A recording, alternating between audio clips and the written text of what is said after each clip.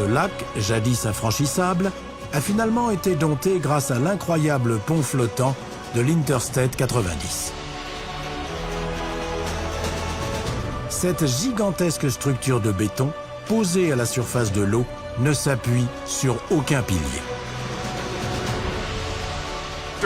Il y a énormément de techniques mises en œuvre pour parvenir à un tel résultat. C'est très intéressant d'y travailler. Ce projet sort vraiment de l'ordinaire parce que les méthodes qu'on applique n'ont encore jamais été utilisées ailleurs dans le monde. La technique employée est incroyable. Ces ponts flottants peuvent supporter le passage de 142 000 voitures par jour et ils entrent à présent dans une nouvelle phase de construction particulièrement délicate. L'ajout d'une ligne ferroviaire qui en fera l'unique ouvrage ferroviaire flottant au monde. Ce qui rend pour moi ce projet si passionnant, c'est que ça n'avait jamais été réalisé. Ça flotte, ça bouge. En gros, on pose des rails sur un navire. C'est une réalisation unique au monde.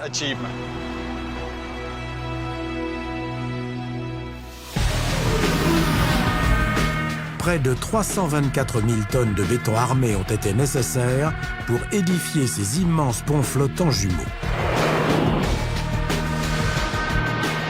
Cette énorme masse repose sur 38 gigantesques pontons sous lesquels il n'y a rien d'autre que 64 mètres d'eau.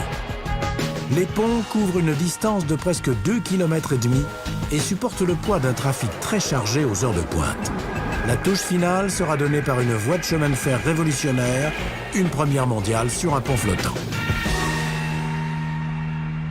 Une fois le système fonctionnel et opérationnel, cet exploit technique sera sans équivalent.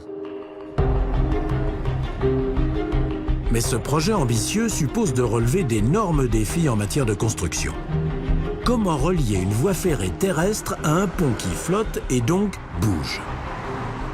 Si les voies étaient simplement fixées de chaque côté, du fait de cette connexion permanente, tous les mouvements s'appliqueraient en un seul point, ce qui finirait sûrement par briser les rails. Que se passe-t-il quand on fait passer du courant haute tension dans une structure immergée? Il existe un risque que les courants vagabonds qui s'échappent des rails passent dans l'infrastructure principale du pont. Et comment la rendre assez solide pour supporter des trains pesant près de 300 tonnes? Appliquer au pont une charge déraisonnable pourrait le fissurer. Ce n'est pas souhaitable. Mais la principale difficulté est de trouver comment maintenir à flot cet immense ouvrage de béton.